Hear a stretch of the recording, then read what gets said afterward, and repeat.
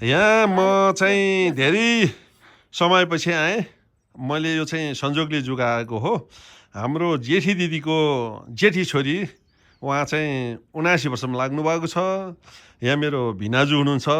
उहाँ चाहिँ कुन पल्टनको भन्नुभयो अरे भिनाजु? 5 जिआर होइन। कति वर्ष नोकरी गर्नुभयो? 18 वर्ष। 18 वर्ष गर्दाखेरि लडाइँमा पनि पर्नुभयो क्या भिनाजु है? परे। कुन ठाउँमा पर्नुभयो? 71 सालको बङ्गलादेशको पर्नुभयो है? अनि त्यो बङ्गलादेशमा खानापिना लडाइँमा चाहिँ कतिको अब सुविस्ता पाउने कुरो त आएन होइन? दुःख पाउनुभयो मजाले है? सुविस्ता जातले फाल्थ्यो खाना खाइन्थ्यो। अनि त्यो लडाइँ हुने बेला हजुरलाई कसको याद आयो अरे भिनाजु? बुढीमा केटाकेटी थिएन। भर्खर विवाह गरेर जानुपर्छ है? दिदीको साह्रै याद आएछ। अब त्यो म यहाँ केही कसो भयो भने भन्नुहोस् त। सबैका त जानन् मेरो त केही छैन क्या रेजाली भन्ने त्यही सोध्थेँ। त्यही त मलाई पनि यो गफर त मलाई साह्रै मन छोयो होइन? अब लडाइँमा केही कसो भइहाल्यो भने मेरो बुढीको चाहिँ कसले हेर्ला होइन? त्यो बेला फेरि हजुर कहाँ आउनु रहेछ? लखनऊ जाउनु है? ल हेर अब बुढो लडाइँमा बुढी चाहिँ लखनऊमा। यहाँभन्दा ठुलो पिर केही छ त? चल्लाहरू बिचरा है।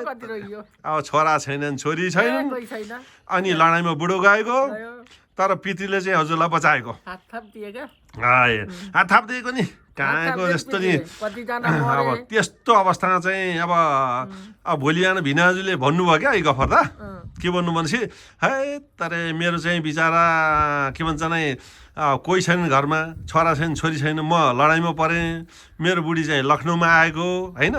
केही कसो भनेपछि यो बुढी कहाँ जाली बिचरा के होला कसो होला, मलाई चाहिँ जिन्दगीमा एउटा ठुलो तनाव भएको त्यही दिन हो भनेर भन्नुभएको थियो होइन भिनाजु? त्यस्तो त्यो तनाव त भिनाजुले कहिले बोल्नुहुन्न। मैले हिजो सोध्या हो नि भिनाजुलाई होइन? कस्तो भनेपछि तपाईँलाई जिन्दगीमा केमा समस्या पऱ्यो के कसो छ भनेर भन्दाखेरि भिनाजुले कुरा भन्नुभयो। अनि मेरो पनि मन छ हेर्नुहोस् है। म हिजो अब यसो हेर्दाखेरि दिदीले कति भनेपछि अब 79 वर्ष लागेको दिदीले होइन मेरो घरमा खानी जानुपर्छ खाएरै जानुपर्छ भन्नुभयो के अरे। दिदीले आफ्नै हातले बनाउनु भयो होइन? मैले खाएँ, मलाई साह्रै खुसी लाग्यो। हजुर अनि मेरो मनले पनि मानेन।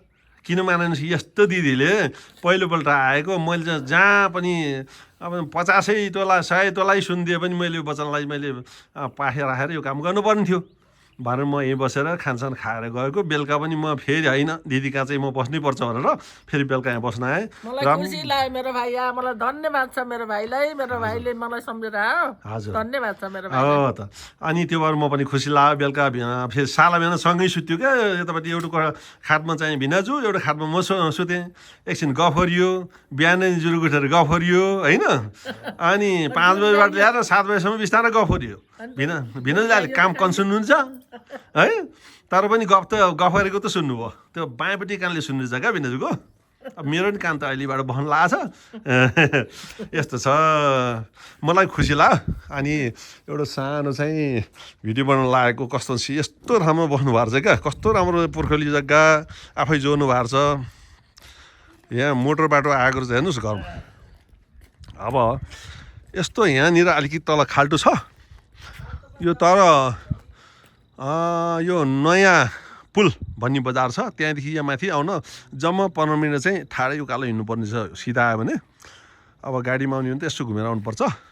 अनि यस्तरी गर्दाखेरि उहाँको चाहिँ यस्तो ठाउँ मलाई साह्रै रमाइलो लाग्यो। तपाईँको गर्मीमा पनि गर्मी नहुने जाडोमा जाडो नहुने कस्तो रमाइलो।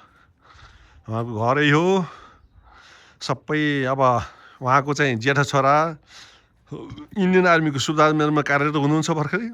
माइलो छोरा सुबेदार भएर पेन्सन आउने बेला भएको रहेछ 1 महिना जति बाँकी रहेछ।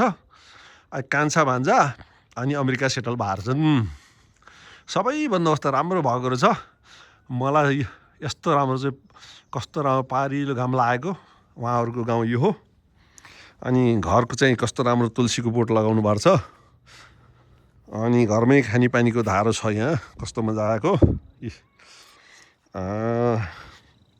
अनि हेर्दाखेरि साह्रै रमाइलो लाग्यो। यतातिर गाउँहरू यस्तो छ कस्तो रमाइलो यताबाट आयो चाहिँ यहाँ मुनिपट्टिको खेतहरू चाहिँ यहाँको आफ्नै रहेछ पहिला चाहिँ आर्मी हुँदाखेरि कदाएका रहेछन् कतिपय त बाँझो रहेछ अब खेतीसन गर्नु नभएर कतिपय चाहिँ फेरि हल्का अर्कैले कदाएका रहेछन् गरिखाउ भनेर दिनुभएको छ किन सबै चाहिँ आफ्नो ठाउँमा छन् यस्तो भएर अनि रमाइलो लाग्यो यस्तो त कहाँ पाइन्छ र जिन्दगीमा होइन र यस्तो त कहीँ पनि पाइन्न यस्तो भाग्यको कुरो हो मलाई चाहिँ मन पर्यो अनि यस्तो चान्स कहिले पनि पाउनु मुस्किलै छ होइन अब अरू साल चाहिँ भाग्यले जुराएछ भनेपछि अब कहीँ गइएन भने अब दिदी भिनाजुहरूको 84 रहेछ 84 म यहाँ आएर रमाइलो गर्छु मलाई साह्रै मन पर्यो